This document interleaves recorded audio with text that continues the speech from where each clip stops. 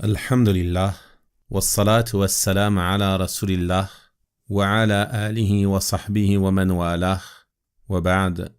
Chers frères et sœurs, nous continuons ensemble l'étude du livre de l'imam Ibn Sa'di rahimahullah ta'ala sur les fondements de la croyance islamique. Et lors de notre dernier cours, nous avons lu ensemble les paroles de l'auteur rahimahullah concernant le troisième fondement qu'il a mentionné, qui est la foi au jour dernier.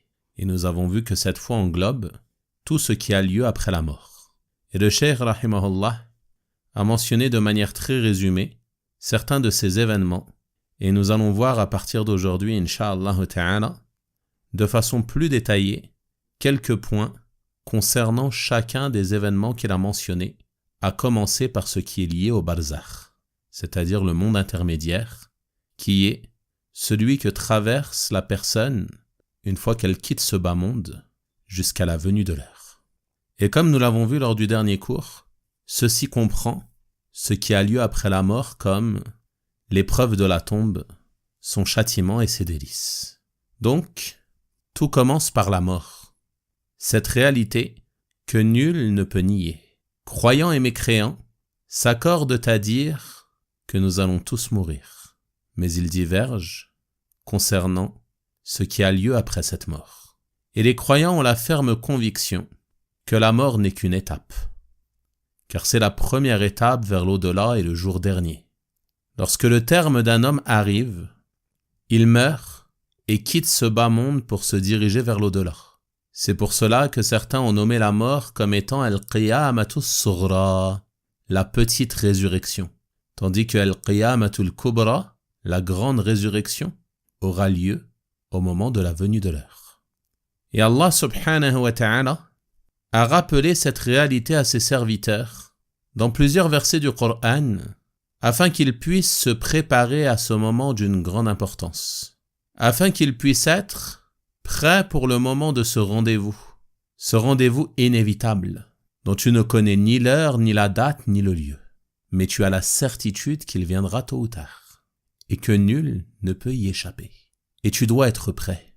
Et la façon de se préparer pour ce rendez-vous est de réformer sa situation, de multiplier les œuvres pieuses, de multiplier les bonnes actions pour se rapprocher d'Allah subhanahu wa ta'ala, et de s'écarter des péchés et des mauvaises actions, tout en se repentant de ce que l'on a pu commettre s'il nous arrive de faiblir.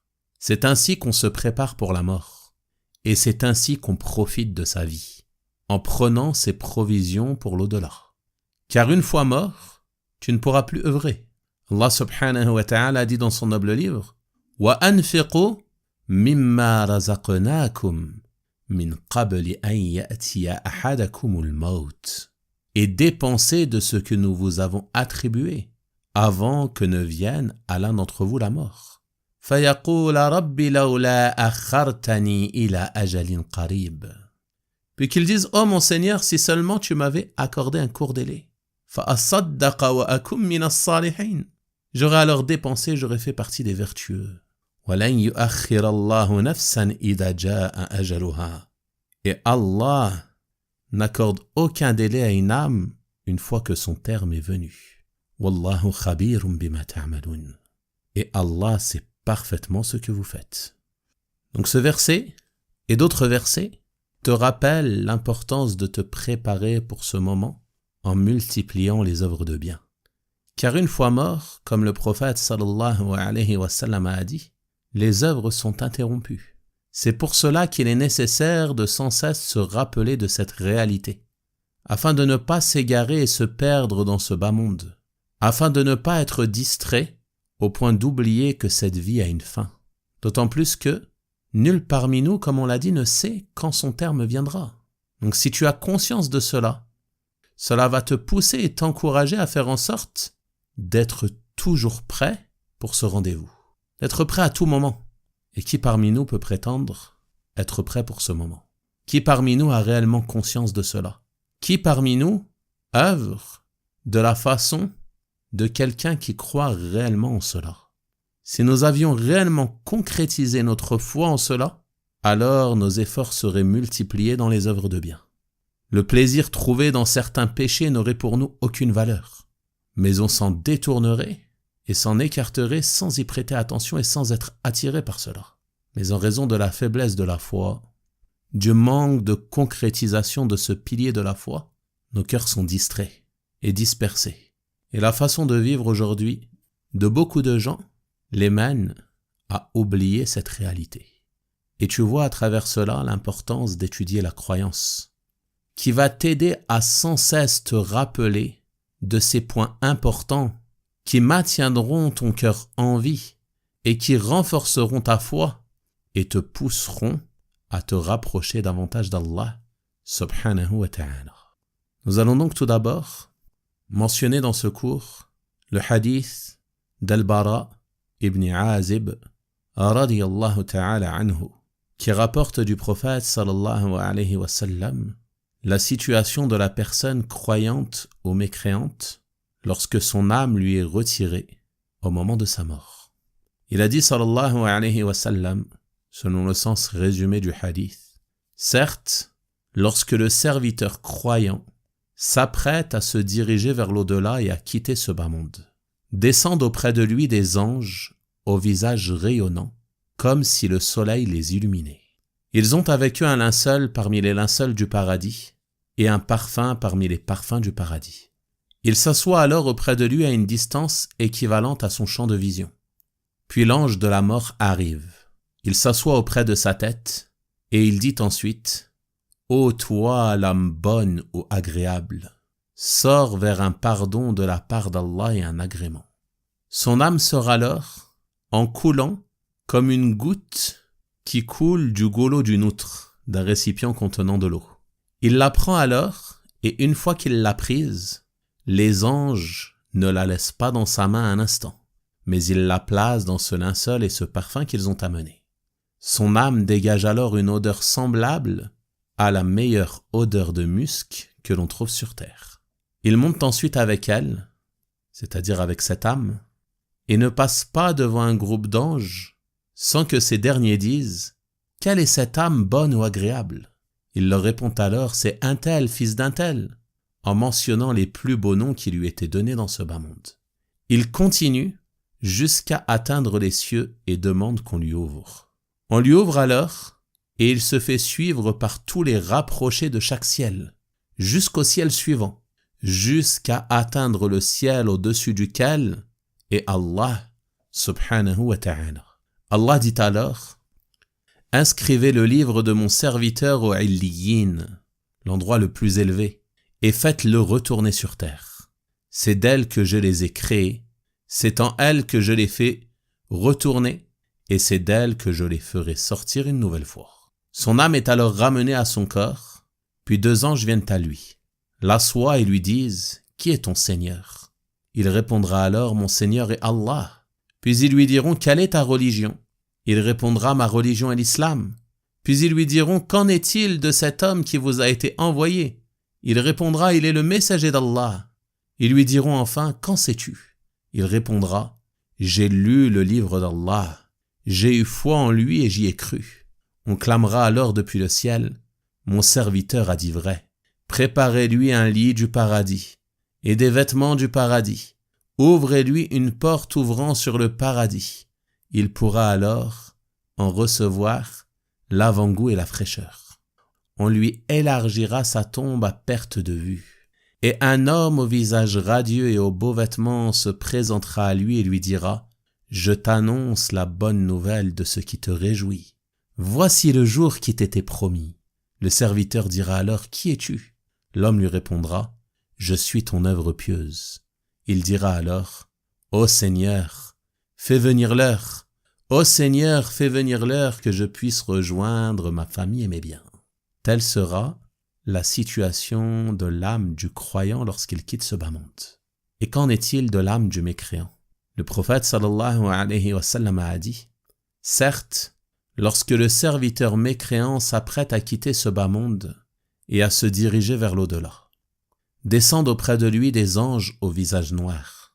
Ils ont avec eux des silices de l'enfer.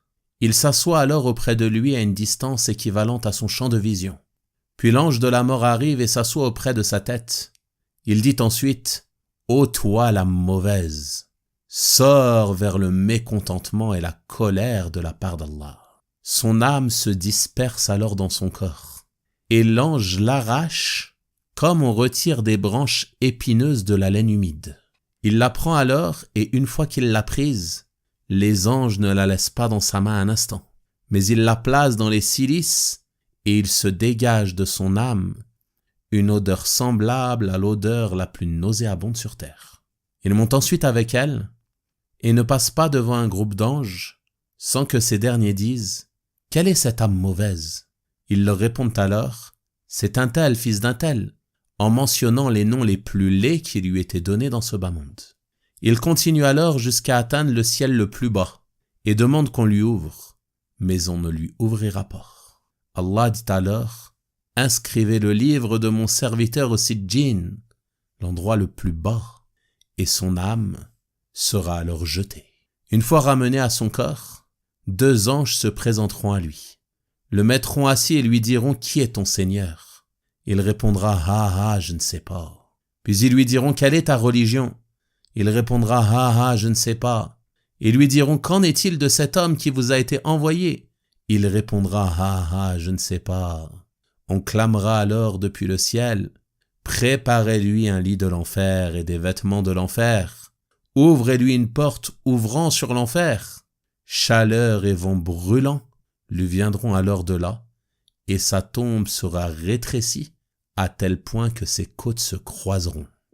Puis un homme au visage laid, aux vêtements désagréables et à l'odeur nauséabonde lui dira « Je t'annonce la nouvelle de ce qui t'afflige. Voici le jour qui t'était promis. » Le serviteur l'interrogera alors « Qui es-tu puisque ton visage présage du mal ?» Il lui répondra « Je suis ta mauvaise œuvre. » Il dira alors « Ô Seigneur, ne fais pas venir l'heure. Ô Seigneur, ne fais pas venir l'heure. » Et telle sera la situation du mécréant, qu'Allah subhanahu wa ta'ala nous en préserve. Donc vous voyez que ce hadith résume les points essentiels liés à cette étape. Et on voit à travers celui-ci la confirmation de l'épreuve de la tombe, ainsi que son châtiment et ses délices. Et tout ceci fait partie des choses confirmées dans de nombreux textes du Coran et de la Sunna. Et il incombe d'avoir foi en cela, il n'est pas permis de remettre en question ces textes. Cheikh al-Islam Ibn Taymiyyah rahimahullah ta'ala a dit « Quant au hadith sur le châtiment de la tombe et les questions de Munkar et Nakir, ils sont nombreux et rapportés de façon notoire du prophète sallallahu alayhi wa sallam. » Et l'imam Ibn al-Qayyim rahimahullah ta'ala a dit une parole dans le même sens. Et l'imam Ibn Abil Izz rahimahullah a dit à ce sujet « Les informations sont rapportées du messager d'Allah sallallahu alayhi wa sallam de façon notoire au sujet de la confirmation du châtiment de la tombe et de ses délices pour ceux qui le méritent. Il en est de même concernant les questions des 2 anges. Il est donc obligatoire de croire que cela est confirmé et d'avoir foi en cela. » Fin de citation de la parole d'Ibn Abil Izz, rahimahullah ta'ala. Vous voyez donc que ceci n'est pas une chose sujette à divergence entre les savants de la Sunna. Il y a unanimité à ce sujet. Et c'est un égarement évident de renier le châtiment de la tombe. D'autant plus si celui-ci n'est renié qu'en raison du manque de perception de la raison défaillante de ceux qui le renient. Comme on l'entend aujourd'hui de certaines personnes qui se présentent comme enseignants ou prédicateurs ou je ne sais quoi, et qui appellent à renier le châtiment de la tombe, et remettent en question non pas l'authenticité seulement, mais le sérieux des hadiths du prophète sallallahu alayhi wa sallam, et ce avec dédain. Et il est à craindre pour ces personnes, wallah al-musta'an. Donc l'épreuve de la tombe, ainsi que son châtiment et ses délices, c'est une chose confirmée, mes frères et sœurs, dans les textes du Coran et de la Sunna. Donc, comme on l'a vu dans le hadith, une fois l'âme retournée dans le corps de la personne dans sa tombe, elle sera éprouvée. C'est cela qui est visé par l'épreuve de la tombe. C'est les questions des 2 anges qui interrogeront le mort au sujet de son Seigneur, de sa religion et de son prophète sallallahu alayhi wa sallam.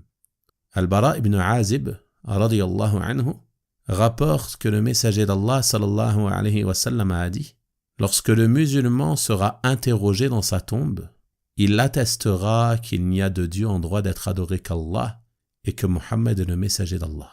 Et ceci est sa parole, c'est-à-dire la parole d'Allah. يثبت الله الذين آمنوا بالقول الثابت في الحياة الدنيا وفي الآخرة. Allah affermit ceux qui ont cru par une parole ferme dans ce bas monde et dans l'au-delà. Cette parole ferme, c'est la ilaha illallah. C'est-à-dire qu'Allah subhanahu wa ta'ala, lors de cette épreuve, il affermit le croyant et il égare les injustes. Car il ne faut pas penser que pour pouvoir répondre à cette épreuve, à ce test, à cet examen qui aura lieu dans la tombe, il suffit d'apprendre les réponses par cœur. Tout musulman aujourd'hui, si on lui dit « Qui est ton Seigneur ?», il peut répondre sans hésiter « Mon Seigneur est Allah ». « Quelle est ta religion ? Ma religion est l'islam. » « Qui est ton prophète ? Mon prophète est Muhammad sallallahu alayhi wa sallam. » Mais qui d'entre nous met réellement en pratique cela dans son quotidien ? Est-ce que réellement dans ton quotidien, tu agrées Allah comme Seigneur ? Est-ce que réellement dans ton quotidien, tu agrées l'islam comme religion ? Est-ce que réellement dans ton quotidien, tu agrées Muhammad sallallahu alayhi wa sallam comme prophète, comme modèle, comme messager, comme guide ? Où en es-tu de ces trois fondements immenses, qui sont les bases de la religion ? Si Allah subhanahu wa ta'ala est ton Seigneur, qu'il t'a créé, qu'il te donne ta subsistance, qu'il administre tout dans ce monde, tu dois avoir une bonne opinion de lui, tu dois avoir confiance en lui, tu dois t'en remettre à lui dans toutes tes affaires. Également, tu dois juger par ses lois dans l'ensemble de tes affaires, et ainsi de suite. Si l'islam est ta religion et que tu agrées l'islam comme religion, tu dois y entrer pleinement, comme Allah subhanahu wa ta'ala l'a ordonné. Udkhulu fis silmi kaffa. Entrez en islam pleinement. L'islam, ce n'est pas une religion à la carte. Tu ne choisis pas d'elle ce que tu veux. Ça me plaît, je l'accepte. Ça ne me plaît pas, je le rejette. Ce qui correspond à mes passions, je le suis, je le mets en pratique. Et ce qui est contraire à mes passions, il y a peut-être divergence sur ce sujet. Tu dois te poser des questions sur cela. Agrées-tu réellement l'islam comme religion ? Est-ce que tu te soumets pleinement à Allah, subhanahu wa ta'ala, du matin au soir, dans chacune de tes affaires ? Et de la même manière, est-ce que tu agrées Muhammad sallallahu alayhi wa sallam comme messager ? Est-ce que tu le prends pour modèle dans tous les domaines, dans la croyance, dans l'adoration, dans le comportement, dans tes relations avec les gens et ainsi de suite ? Tout cela, c'est des questions que tu dois te poser tant que tu es encore vivant, afin de pouvoir réussir cette épreuve et faire partie de ceux qu'Allah subhanahu wa ta'ala raffermira et à qui il facilitera la réponse à ces questions. Donc ceci concerne l'épreuve de la tombe, et nous avons déjà lu le long hadith d'Al-Bara à ce sujet. Et on pourrait ajouter simplement ici une partie du hadith rapporté par Anas radiyallahu anhu, dans lequel le messager d'Allah sallallahu alayhi wa sallam a dit que lorsque le serviteur est posé dans sa tombe, ceux qui étaient présents partent et il entend le son de leurs sandales. 2 anges viennent alors à lui et l'assoient et lui disent « Que disais-tu au sujet de cet homme, Muhammad ?» Il dira alors « J'atteste qu'il est le serviteur d'Allah et son messager. » On lui dira ensuite « Regarde, la place qui t'attendait en enfer. Allah te l'a remplacée par une place au paradis. » Le prophète sallallahu alayhi wa sallam dit alors qu'il les verra toutes deux. Il verra l'enfer et le paradis. Quant au mécréant, à l'hypocrite, il répondra « Je ne sais pas. Je n'ai fait que dire ce que disaient les gens. » Méditez bien sur cette parole, on va revenir dessus. « Je n'ai fait que dire ce que disaient les gens. » Il sera alors frappé par une matraque de fer d'un coup entre ses 2 oreilles et il poussera un cri qu'entendront tous ceux à proximité à l'exception des 2 pesants, c'est-à-dire à l'exception des hommes et des djinns. Et ce hadith, comme le précédent, sont rapportés par les imams al-Bukhari et Muslim, rahimahumallahu ta'ala. Donc vous voyez ici dans la réponse de l'hypocrite ou du mécréant, j'ai répété ce que les gens disaient. On voit à travers cela l'interdiction du suivi aveugle dans le domaine de la croyance.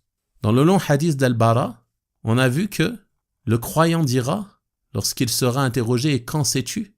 J'ai lu le livre d'Allah, j'ai eu foi en lui et j'y ai cru. » Donc ceci nous indique la nécessité pour le croyant d'apprendre sa religion et d'apprendre sa croyance. Et de l'apprendre non pas par suivi aveugle, mais d'après les textes du Coran et de la Sunna. Et ceci est d'une grande importance. Il ne t'est pas demandé de connaître tout par cœur, mais au moins d'apprendre ces points et d'en prendre connaissance à partir des textes du Coran et de la sunna. Donc tout ceci concerne l'épreuve de la tombe. Cette épreuve sera suivie par le châtiment ou les délices, qui viendront en conséquence de cette épreuve. Et ce châtiment est venu dans les textes du Coran et de la sunna. Allah subhanahu wa ta'ala dit dans surat Ghafir وَحَاقَ بِآلِ فِرْعَوْنَ سُوءُ الْعَذَابِ. Et le pire châtiment cerna les gens de Pharaon. النَّارُ يُعْرَضُونَ عَلَيْهَا غُدُوًّا وَعَشِيًّا. Le feu auquel ils sont exposés matin et soir, dans le barzakh, dans la vie intermédiaire. Certains disent oui, mais c'est une interprétation que vous faites ici. Qu'est-ce qui prouve que il est question ici du barzakh? La réponse vient dans la suite du verset. وَيَوْمَ تَقُومُ السَّاعَةُ أَدْخِلُوا آلَ فِرْعَوْنَ أَشَدَّ الْعَذَابِ. Et le jour où l'heure arrivera, il sera dit, faites entrer les gens de Pharaon au plus dur du châtiment. Dans le barzakh, ils sont exposés matin et soir au feu. Et le jour où l'heure arrivera, on les fera entrer au plus dur du châtiment. Donc ceci est une preuve claire du châtiment de la tombe et du châtiment dans le barzakh. Allah subhanahu wa ta'ala dit aussi au verset 101 de surat At-Tawbah سَنُعَذِّبُهُمْ مَرَّتَيْنِ ثُمَّ يُرَدُّونَ إِلَى عَذَابٍ عَظِيمٍ. Nous les châtierons à 2 reprises, puis ils seront renvoyés vers un châtiment immense. Donc on voit qu'il est question ici de 3 châtiments. 2 châtiments, puis un châtiment immense.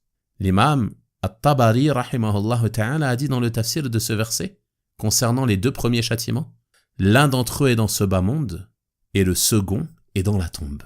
L'un d'entre eux est dans ce bas monde, et le second est dans la tombe. Telle est la croyance des savants de la sunna, qui sont unanimes à ce sujet. Le prophète sallallahu alayhi wa sallam a dit dans un hadith rapporté par l'imam Muslim, rahimahullah, certes cette communauté est éprouvée dans les tombes. Et si ce n'était la crainte que vous refusiez ensuite de vous enterrer les uns les autres, j'aurais invoqué Allah afin qu'il vous fasse entendre une partie du supplice de la tombe comme je l'entends. Donc le prophète sallallahu alayhi wa sallam a clairement affirmé ici qu'il y a une épreuve et un châtiment dans la tombe. Et ceci est indiscutable. Et nous disons à ceux qui renient le châtiment de la tombe et prétendent qu'il n'y a pas de châtiment dans la tombe. Qu'en est-il de cette invocation du prophète sallallahu alayhi wa sallam, rapportée par Al-Bukhari et Muslim, rahimahumallahu ta'ala, d'après Abu Huraira, radiyallahu anhu, qui a dit le messager d'Allah sallallahu alayhi wa sallam invoqué et disait Allahumma inni a'udhu bika min adhabil qabr. Oh Allah, je cherche refuge auprès de toi contre le châtiment de la tombe. Contre quoi cherche-t-il refuge auprès d'Allah? Contre le châtiment de la tombe. Il a donc affirmé à travers cela l'existence de ce châtiment, car il ne cherche refuge que contre une chose qui existe. Il ne va pas chercher refuge contre une chose qui n'existe pas. Et les preuves à ce sujet sont nombreuses et sont venues dans de nombreux hadiths authentiques de notre messager, sallallahu alayhi wa sallam. Et on voit à travers ces différents hadiths concernant ce châtiment qu'il est de 2 sortes. Il y a un châtiment constant qui concerne le mécréant, c'est-à-dire que son châtiment dans la tombe n'aura pas de fin. Il sera châtié jusqu'à la venue de l'heure, puis, après la venue de l'heure, il sera jeté en enfer, après les différentes étapes que l'on verra, incha'Allah ta'ala. Et il y a un châtiment dans la tombe qui est temporaire et peut avoir une fin. Et celui-ci concerne certains des serviteurs parmi les monothéistes qui ont commis des péchés, les faisant encourir ce châtiment. Le prophète sallallahu alayhi wa sallam a dit dans le hadith authentique rapporté par les imams Al-Bukhari et Muslim, rahimahumallahu ta'ala, après être passés à proximité de 2 tombes, ces 2-là se font châtier. Et ils ne se font pas châtier pour quelque chose de grand, c'est-à-dire pour quelque chose de grand à vos yeux, alors que ceci est grand en réalité, c'est-à-dire que ceci est grave. L'un d'entre eux avait pour habitude le colportage. Il colportait les paroles des uns sur les autres afin de semer la discorde. Et ceci est une cause du châtiment de la tombe. Quant à l'autre, il ne se préservait pas de son urine.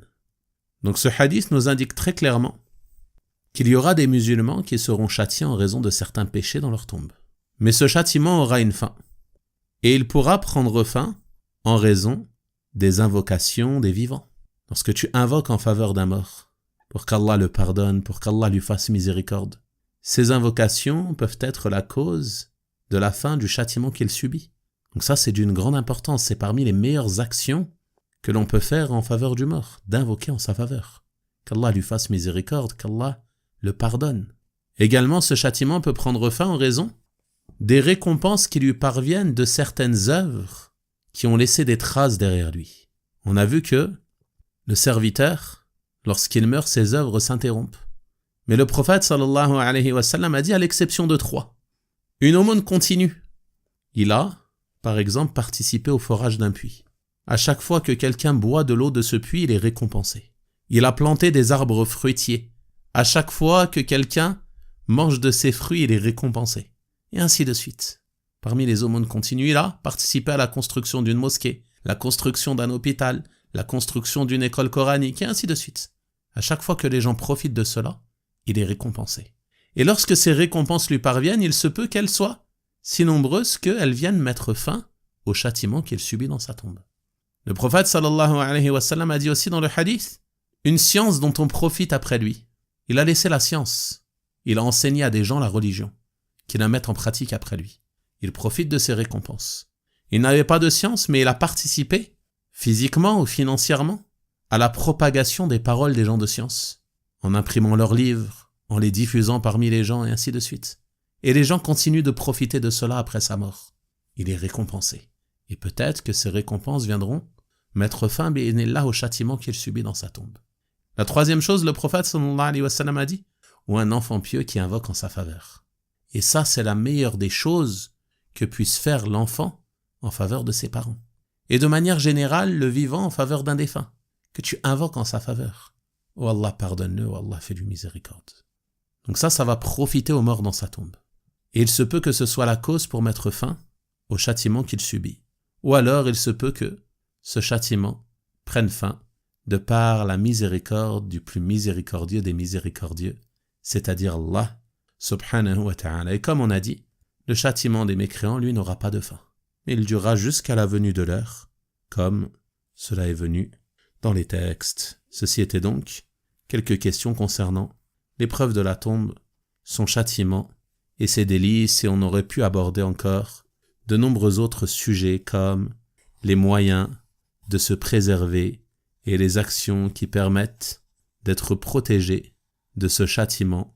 Et nul doute que d'un point de vue général, la meilleure des choses à faire est de multiplier le bien, de vouer le culte exclusivement à Allah subhanahu wa ta'ala, de s'empresser dans l'accomplissement de ses obligations, ne pas les retarder, s'empresser de faire le bien autour de soi, s'acquitter de ses devoirs envers Allah subhanahu wa ta'ala et de ses devoirs envers les gens, et de s'écarter des péchés et des mauvaises actions et de s'empresser de se repentir et de revenir à Allah subhanahu wa ta'ala lorsqu'il peut nous arriver de faiblir. Je demande donc à Allah subhanahu wa ta'ala de me préserver ainsi que vous du châtiment de la tombe et du châtiment du feu, et de me placer ainsi que vous parmi les gens du paradis. Wa sallallahu wa sallama wa baraka ala nabiyyina Muhammad wa ala alihi wa sahabatihi ajma'in walhamdulillahi rabbil alamin wa barakallahu fikum.